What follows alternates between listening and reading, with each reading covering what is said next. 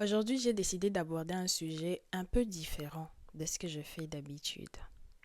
Aujourd'hui, on va parler du mariage.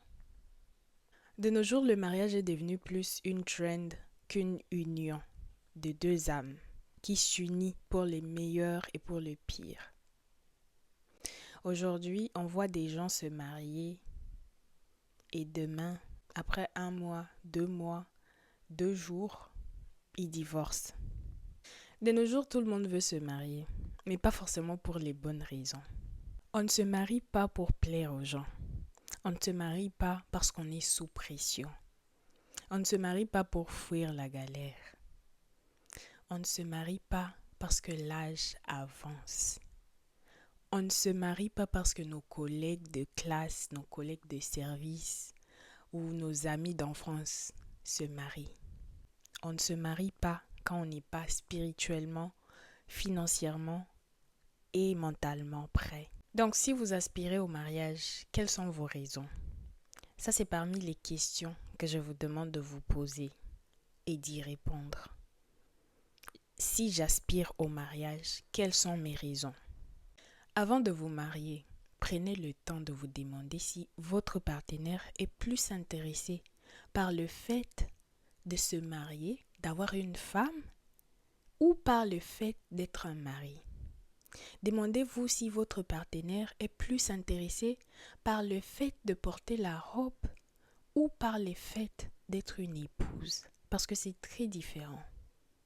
C'est très différent. Il faut faire très attention à ce détail-là. La question à se poser avant de se marier ne devrait pas être qu'est-ce que cette personne apporte dans ma vie. La bonne question devrait être qu'est-ce que j'apporte dans la vie de cette personne. Comment je vais faire pour rendre meilleure sa situation. C'est plus ce que vous donnez qu'est-ce que vous recevez. Et je pense que c'est la raison pour laquelle beaucoup de gens se retrouvent dans des difficultés.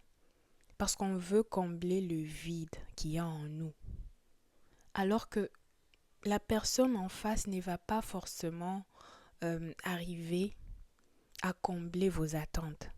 Et c'est là qu'on se retrouve avec deux personnes vides qui n'arrivent pas à se combler mutuellement.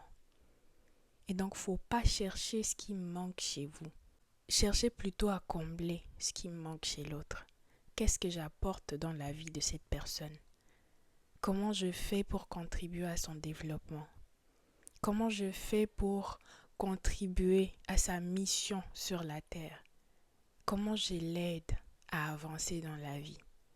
C'est ça la question qu'on devrait se poser. Pas qu'est-ce que la personne m'apporte, qu'est-ce qu'elle va faire pour moi, qu'est-ce qu'elle va me donner, Ce sont des questions égoïstes qui ne nous aident pas à avancer. La personne que tu choisis d'épouser va affecter ta foi. Elle va affecter tes finances. Elle va affecter ta vie spirituelle. Elle va affecter ta famille, ta santé mentale et physique. Elle va affecter ta destinée. Alors réfléchis très bien avant de faire ce choix. Ce choix peut faire de toi la personne la plus heureuse sur la terre ou la personne la plus malheureuse. On a vu ce choix détruire la vie de beaucoup d'hommes et de femmes. Alors faites très attention. Aspirer au mariage, c'est bien, mais ne vous mariez pas pour les mauvaises raisons. Parce que ce choix va affecter toute votre vie. Ne vous dites pas que ça sera simple, je peux juste essayer et puis voilà. Même quand vous essayez puis vous sortez, ça va vous affecter.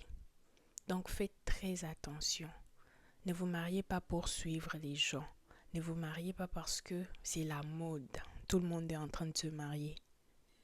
Prenez votre temps. Rien ne sert à courir. Prenez votre temps. Demandez à Dieu de vous éclairer, de vous montrer le bon chemin. C'est seulement Dieu qui connaît le cœur de l'homme. Ne comptez pas sur votre propre intelligence pour faire ce choix. Demandez l'aide de Dieu. Demandez-lui de vous guider dans ce choix.